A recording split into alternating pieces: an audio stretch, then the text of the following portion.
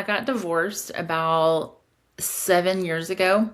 And in that, it was a look in the mirror myself. Like, Mm. why am I choosing the things I'm choosing and making the decisions I'm making? And that's what came out of it, was that I didn't love myself.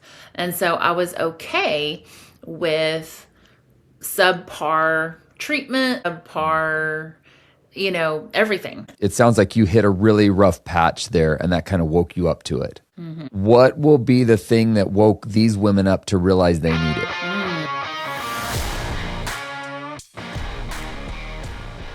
Well, welcome back to the podcast. I am Joel. This is the show where we help people conquer their mountains. Folks call in, share what they're working on, working through, and we work together to come up with a plan for moving forward.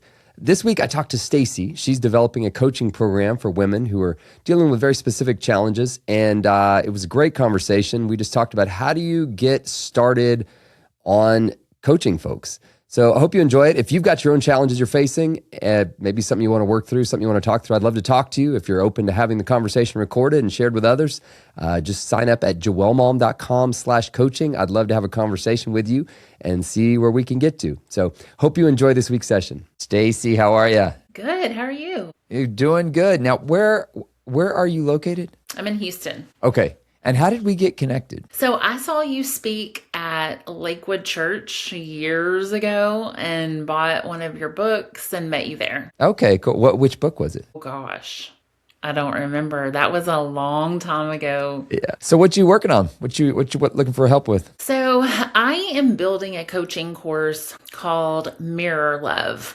learning to love the person in the mirror.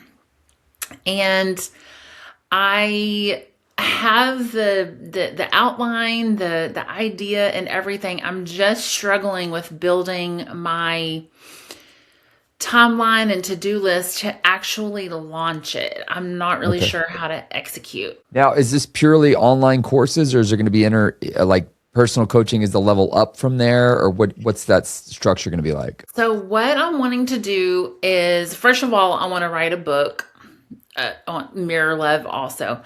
And then I want to do a group coaching program. So like I want to set it up on a platform where I've got videos weekly. So as a participant, you go to the website, you go through the video, you do whatever exercises are there. But then we show up to a group coaching call weekly to kind of unpack that as a group. Okay. And so what does winning look like in this coaching? Somebody joins your coaching program and they come out on the other side and this has changed for them. What would that be? Everything, because when you learn to love yourself, it affects your family, your marriage, your business, your relationship with God, your relationship with everything, really, your health, everything. Okay. And what have you had any like test runs of this content, or have you been building it out for a while? You've used it in a small group or something like that, or like how have you been building out the content? I haven't really used it like in a small group. I mean, I have used it just in one-on-one, just talking with people about different things, but I've had the outline and I've had the idea for a long time. Okay. But no, I have not used it in a group setting. Okay. And are you currently doing any one-on-one coaching or mentoring or discipling or anything like that? I mean, not that I'm getting paid for. No, well, that's how it starts though. Yeah, that's how it starts. I am coaching someone one-on-one right now, but they're not paying me for it. Okay, cool. So in some ways, we need a little bit of proof of concept as well to make sure that this is something that we're hitting the felt needs of people that people are asking, right? So where, as you've been personally, obviously, you've probably personally lived out this content, I'm guessing. Yeah. What's that look like? What has that looked like? Well, I got divorced about 7 years ago. And in that, it was a look in the mirror myself. Like, why am I choosing the things I'm choosing and making the decisions I'm making? And that's what came out of it, was that I didn't love myself. And so I was okay with subpar treatment, subpar, everything. And so that was a deep dive for me. And it took me a while to figure that out and learn how to love myself. And as I talk with different people, I hear the things that they're saying about their life, the way that things are going, and I see it. I see it's the same exact thing that I was dealing with. And so as I'm talking with people, I'm like, I have to do this because people need this concept. They need to understand. People think that self-love is taking a bubble bath and eating chocolate, and that's part of it, but it's way more than that. Yeah. Okay. So one of the keys in one of the mistakes I made early on in my coaching program is I was very fortunate. I had people coming to me saying, "Will you coach me?" And I was like, "Sure." My assumption was that people calling me were stuck. And what I found out after a year of finally really actually paying attention is the people that called me weren't stuck. The thing they said over and over again for me was, I finally figured out. They said, "My life is good. Everything's great. I'm grateful for what I have, but I know there's more in me and there's something ahead that I want to work my way into." And I realized, oh, they're not stuck. They're just wanting to prepare for what's next. For a year, I had been marketing my coaching as people who were stuck, and I realized, oh my gosh, I wasn't even listening to what they were saying. So one of the things I had to identify was my audience. So what I found was most of my audience was in their 50s and 60s. They had actually had a pretty successful life, and maybe many of them had hit life's lottery. They were doing quite well. They'd arrived in their business. They'd arrived in their family. Things were doing well.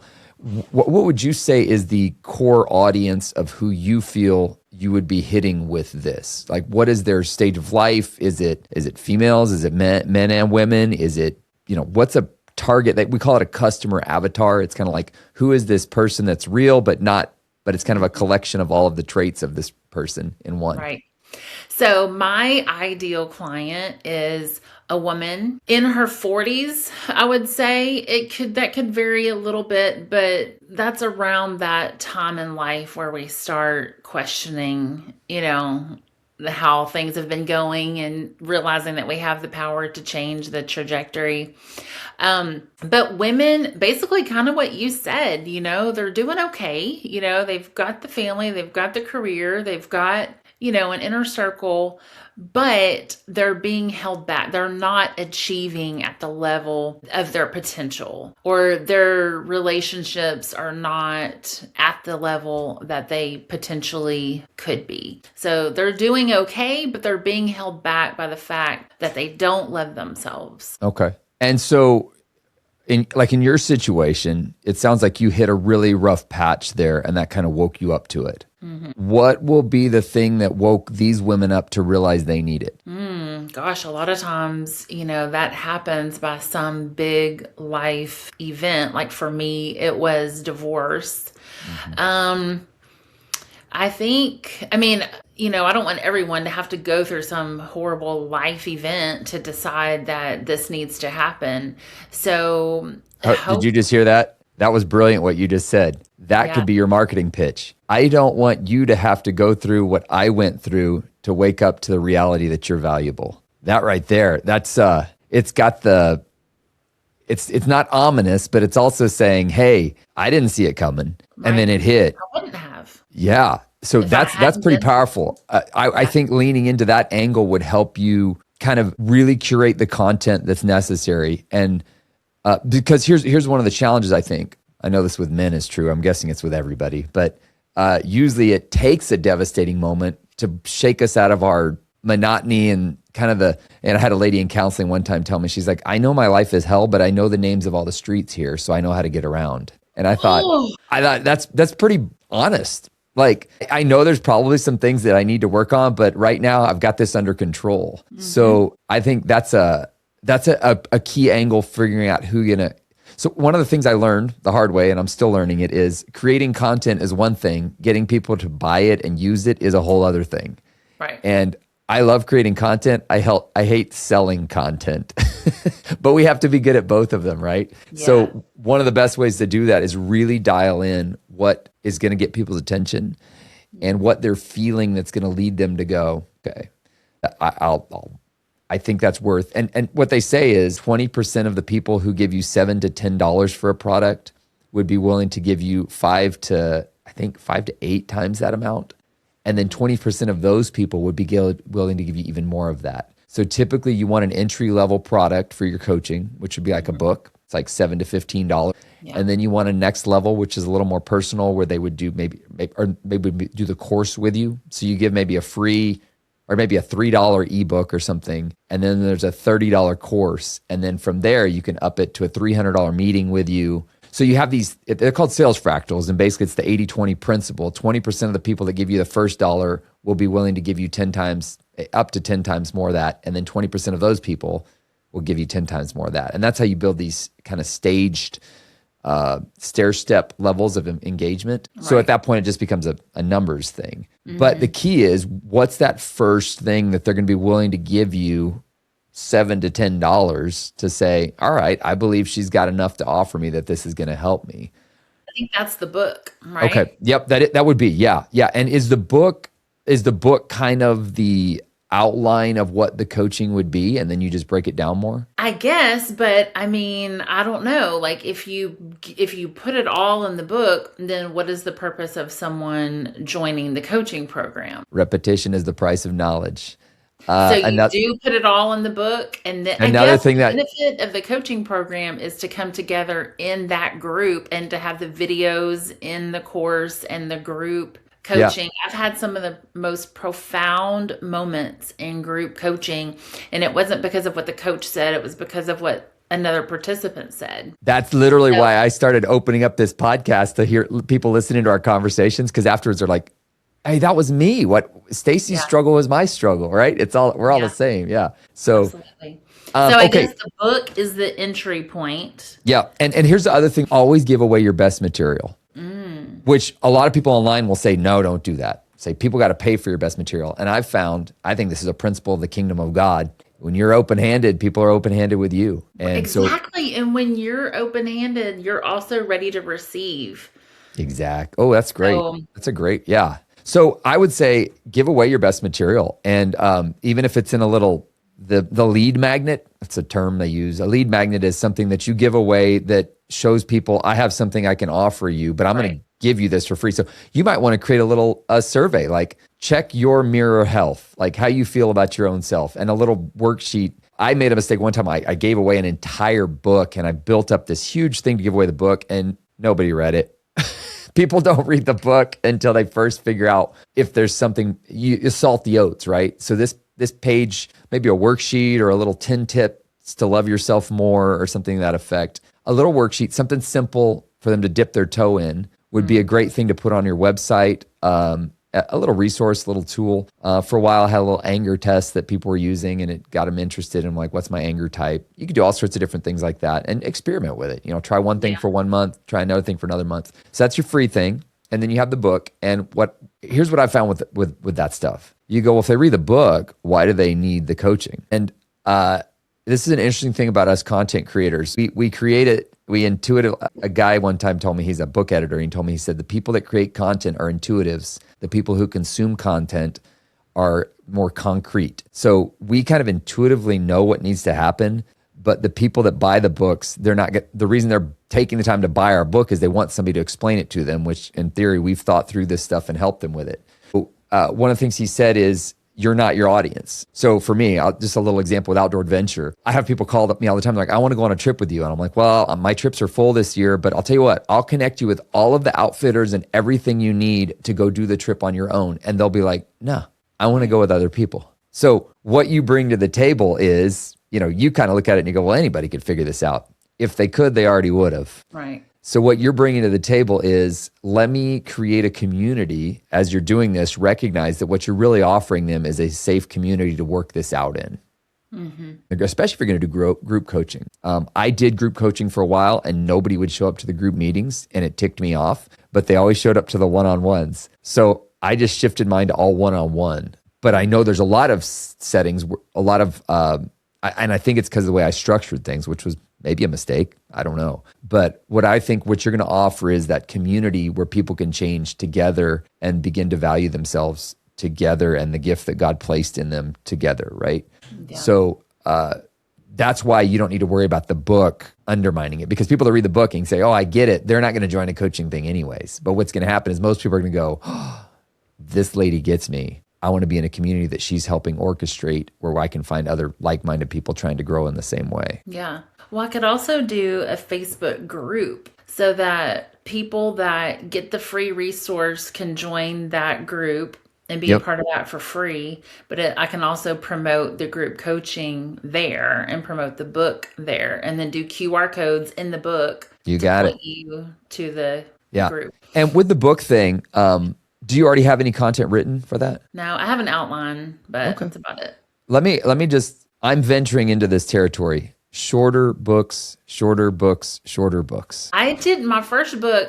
It's very short. It's tiny, but Good. it had a journal that went with it.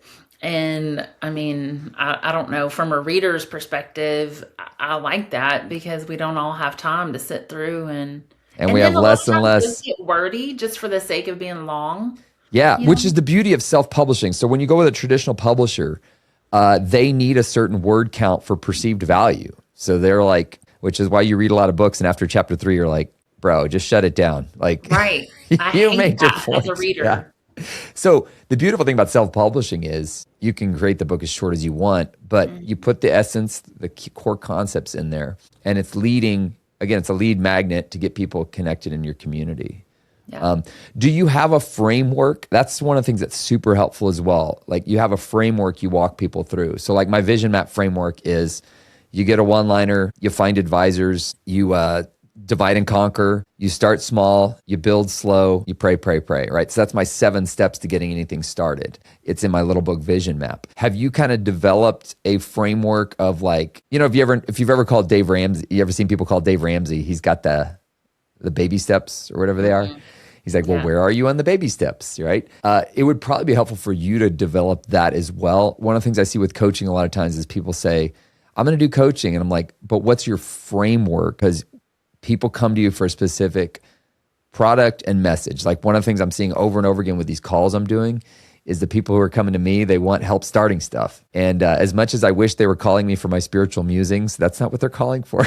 They want help starting stuff. So, and I've got a framework for that. And I stumbled into that framework. And I'm guessing you've probably got a framework too where your mind naturally goes. I don't.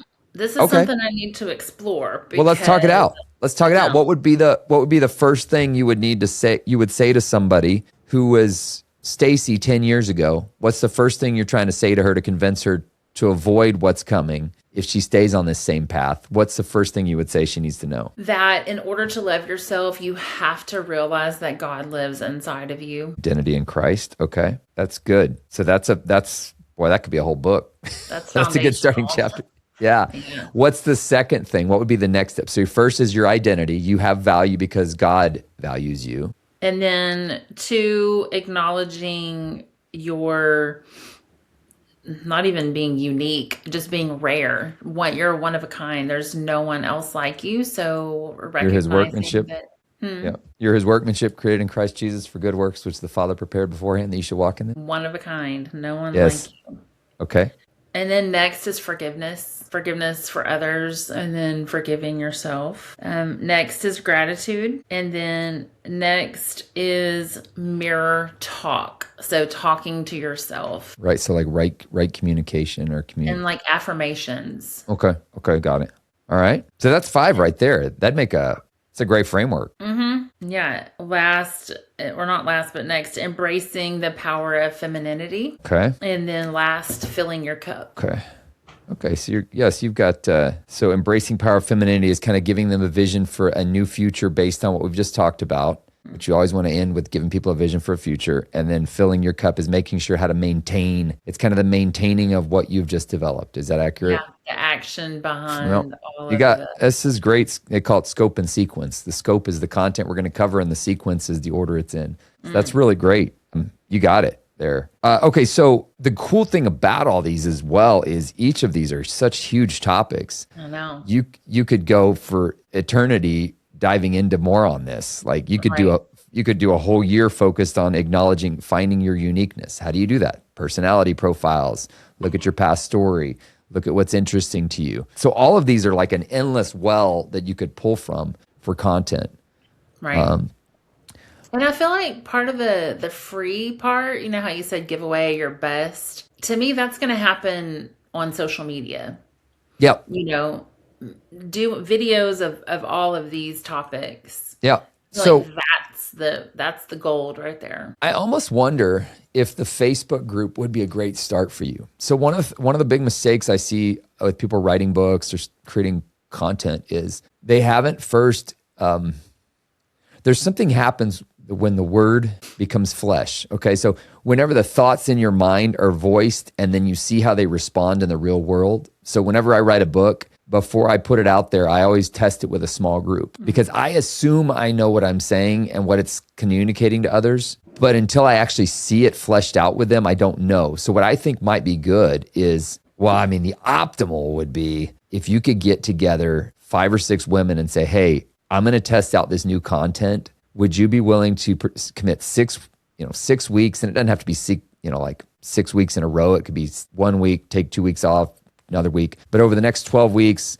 I'm going to be going through these 6, 7 concepts. And then you share it and then have a little small group discussion about it. Because what I think you're going to get is you're going to get a lot of really valuable content as you're sharing it and people going, oh, you know what, that resonates with me because of this or that. And that gives you stories as well to include in your book and content. So I think just kind of step one, right? So you got the vision, very clear. You've got the one-liner. The next thing is find advisors. That's what we're doing here. And the next thing, 3 is the divide and conquer and then start small. So I think your biggest thing would be take this stuff that you're certain worked for you and share it with 5 or 6 women and see how they resonate with it. You could do that with a Facebook group, but I think you would do best starting in person. So if you handpicked some women to do this with, and don't overthink it, but one of the things I've found when I first started my coaching program, I got 12 people signed up and I only had the first month prepared. So what it did is it forced me to create the content. So we're literally building it out as I'm meeting with people. I'm totally comfortable with that. I've done that before with my real and here's estate what's crazy. So let's go. We got to month 5 and I couldn't find a book that said what I wanted it to say for month 6. So I wrote it out and that book became Vision Map, my little book Vision Map, which is still opening doors for me. But I wrote it for that coaching program out of seeing people saying, I got this dream. I don't know where to start from there. So who knows what could come from it. But I would just really encourage you, get with people and start building this out in community. Because it's going to help clarify a lot of things for you, and it's going to remind you of other people's felt needs. Because I think I've got to dial in on what people's needs are, and then I hear them talk about it. I'm like, oh, what they think they need is this. They really need this, but I got to speak to this for them to get to this. Right. And as you do that, it's going to help clarify in your mind. Again, there's something that happens as we put faith in action. It kind of helps direct our path. But an object in motion will remain in motion. So you get that going. And then what happens is you talk to those 6 women afterwards and say, would you be open to referring some people to me that need this? Because I'm going to do it again.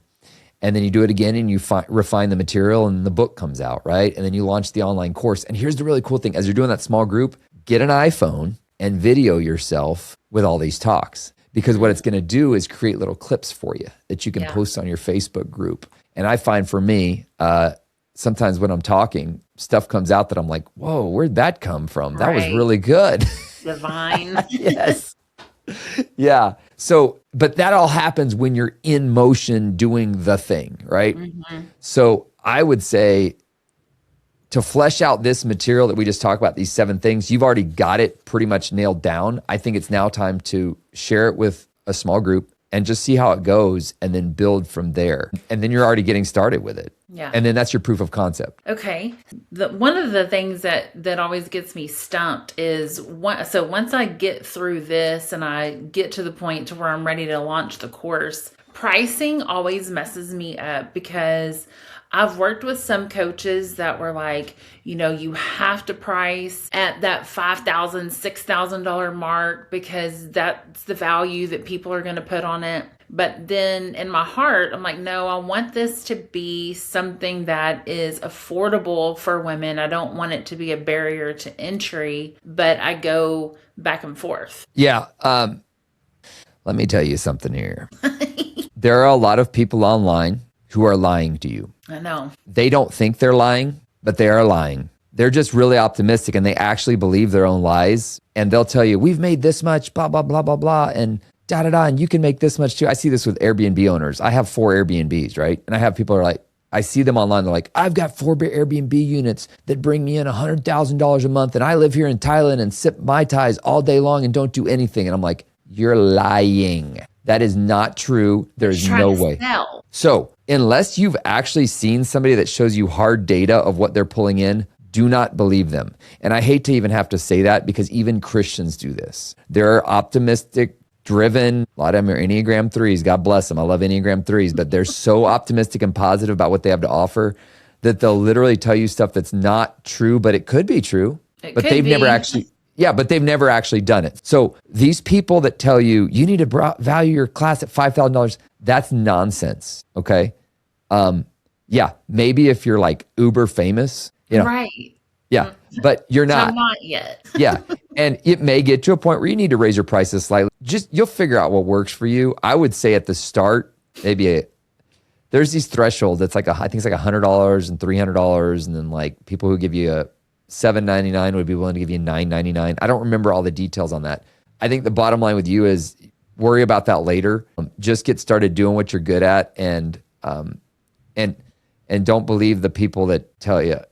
So many people will tell you, you're undervaluing your coaching. It needs to be more. And I'm like, look, one of the big questions you have to ask is this. They say, what would you do if you knew what would you do if you knew you couldn't fail? I think a better question is, what would you do even if you knew you were going to fail? Would you keep doing this? Would you coach women in this area even if you knew you were going to fail? Yes. Well, then there you go. So then that's your motivation. I'm already doing it for free. Yeah.